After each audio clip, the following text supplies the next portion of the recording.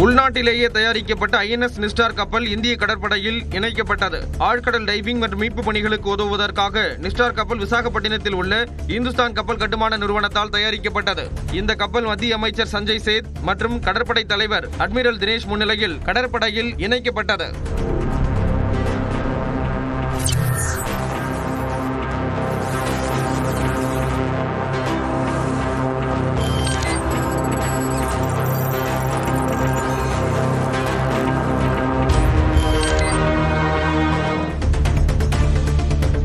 உத்தரப்பிரதேச மாநிலம் அலிகாரில் மிதிவண்டியில் சென்ற பள்ளி மாணவன் கழிவுநீர் கால்வாயில் தவறி விழுந்தது அதிர்ச்சியை ஏற்படுத்தியுள்ளது.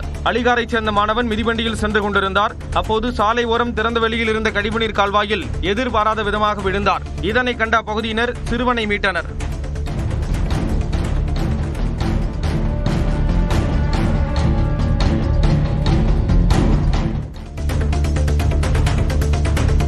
திண்டுக்கல் மாவட்டம் ரெட்டியார்சத்திரம் அருகே பள்ளிக்கு புதிய கட்டிடம் அமைக்க கோரி குழந்தைகளை பள்ளிக்கு அனுப்பாமல் பெற்றோர் போராட்டத்தில் ஈடுபட்டனர். தெப்பக்குளத்துப்பட்டியில் உள்ள ஊராட்சி ஒன்றிய தொடக்கப்பள்ளி 50 ஆண்டுகள் பழமையான கட்டிடத்தில் இயங்கி வருகிறது.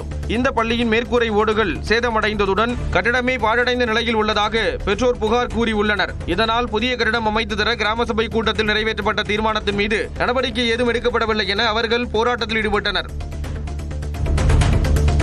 ஆடி மாதம் முதல் வெள்ளிக்கிழமை என்பதால் தஞ்சையில் உள்ள மீன் மார்க்கெட் வெறிச்சோடி காணப்பட்டது. கீழவாசல் பகுதியில் தற்காலிக மீன் மார்க்கெட் செயல்பட்டு வருகிறது. இங்கு கடல்வாழ் உயிரினங்கள் மட்டுமல்லாமல் வளர்ப்பு மீன்களும் இறால்களும் விற்பனை செய்யப்பட்டு வருகின்றன. வழக்கமாக அனைத்து நாட்களிலும் பொதுமக்கள் கூட்டம் மார்க்கெட்டில் நிரம்பி வழியும். இந்நிலையில் ஆடி மாதம் முதல் வெள்ளிக்கிழமை என்பதால் மீன்கள் வாங்க பொதுமக்கள் வராததால் மார்க்கெட் வெறிச்சோடி காணப்பட்டது. காஞ்சிபுரம் மாவட்டம் ஸ்ரீபெரும்புத்தூரில் தனக்கு கொலை மிரட்டல் வருவதாக கடிதம் எழுதி வைத்துவிட்டு தற்கொலை செய்த இளைஞரின் உறவினர்கள் போராட்டத்தில் ஈடுபட்டனர். செங்கல்பட்டு மாவட்டம் செய்யூரைச் சேர்ந்த ரஞ்சித் தான் பணியாற்றிய இடத்தில் உள்ள இருவர் கொலை மிரட்டல் விடுத்ததாகவும் பணிச்சுமை காரணமாகவும் தற்கொலை செய்து கொள்வதாக கடிதம் எழுதி வைத்துவிட்டு தூக்கிட்டு தற்கொலை செய்து கொண்டுள்ளார். இதையடுத்து இளைஞரின் இறப்புக்கு நீதி கேட்டும் தற்கொலைக்கு தூண்டியவர்களை கைது செய்யவும் கோரி உறவினர்கள் ஸ்ரீபெரும்புத்தூர் காவல் நிலையம் முன்பு பெங்களூரு தேசிய நெடுஞ்சாலையில் அமர்ந்து போராட்டம் நடத்தினர். தர்மபுரி அரசு மருத்துவக் கல்லூரி மருத்துவமனையில் மூளைச்சாவு அடைந்த இளைஞரின் உடல் உறுப்புகள் தானமாக வழங்கப்பட்டன. திட்டம்பட்டியைச் சேர்ந்த குமரவேல் கடந்த 15ஆம் தேதி இருசக்கர வாகனத்தில் சென்றபோது டயர் வெடித்ததால் நிலை தடுமாறி கீழே விழுந்தார். இதில் பலத்த காயமடைந்தவர் மூளைச்சாவு ஏற்பட்டு உயிரிழந்தார். இதையடுத்து அவரது நுரையீரல், கல்லீரல், கண்கள் உள்ளிட்ட உடல் உறுப்புகள் தானமாக வழங்கப்பட்டன.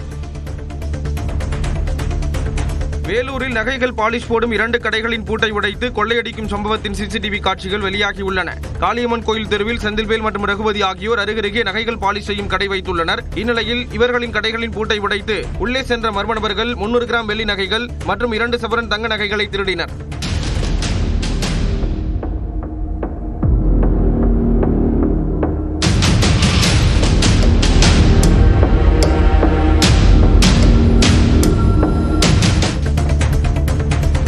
ஈரோடு மாவட்டம் சத்தியமங்கலம் அருகே யானைக்கு வாழைப்பழம் வழங்கிய நபருக்கு 10,000 ரூபாய் அபராதம் விதிக்கப்பட்டுள்ளது. சத்தியமங்கலம் மைசூரு தேசிய நெடுஞ்சாலையில் கடந்த 2 நாட்களுக்கு முன்பு பண்ணாரி சோதனை சாவடி அருகே யானை ஒன்று சுற்றித் திரிந்தது. இந்த யானைக்கு காரில் சென்ற நபர் ஒருவர் வாழைப்பழம் கொடுக்க முயன்றார். அப்போது அவரை யானை துரத்திய வீடியோ காட்சி வெளியானது. இதுகுறித்து விசாரித்த வனத்துறை கட்டுப்பாட்டை மீறி யானை அருகே சென்றதாக மாதேகவுண்டன் புதூரைச் சேர்ந்த கோபாலகிருஷ்ணனுக்கு 10,000 ரூபாய் அபராதம் விதித்துள்ளனர். மேலும் அந்த நபர் மன்னிப்பு கோரும் வீடியோவையும் வெளியிட்டுள்ளனர். ஆந்திராவில் இருந்து வேலை தேடி சென்னை கோயம்பேடு வந்த நபரை கடத்தி தாக்கியதுடன் பணம் கேட்டு மிரட்டிய விவகாரத்தில் 3 பேர் கைது செய்யப்பட்டுள்ளனர். கோதாவரியைச் சேர்ந்த ஏசுபாபுவை கடந்த 14ஆம் தேதி கடத்திய கும்பல் வாட்ஸ்அப் மூலம் குடும்பத்திற்கு வீடியோ அனுப்பி 1 லட்சம் ரூபாய் கேட்டதாக கூறப்படுகிறது. இதனையடுத்து ஏசுபாபு அண்ணன் துர்காராவ் 40,000 ரூபாய் பணத்தை அனுப்பி வைத்ததாக சொல்லப்படுகிறது.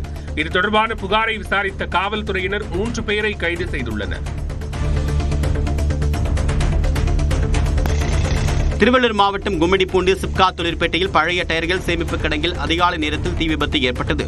சித்தலக்குப்பம் பகுதியில் உள்ள கிடங்கில் டயர்களில் இருந்து இரும்பு கம்பிகளை பிரித்தெடுக்கக்கூடிய பணி நடைபெறுவது வழக்கம். இந்நிலையில் கிடங்கில் திடீரென்று தீ விபத்து ஏற்பட்ட நிலையில் 2 வாகனங்களில் வந்த தீயணைப்பு வீரர்கள் போராடி தீயை அணைத்தனர்.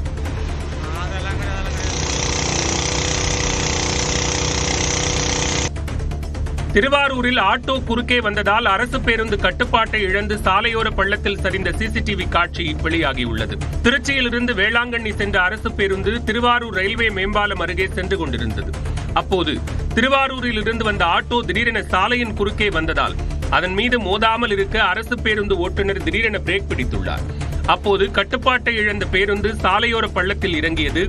நல்வாய்ப்பாக பயணிகள் யாருக்கும் எந்த பாதிப்பும் ஏற்படவில்லை.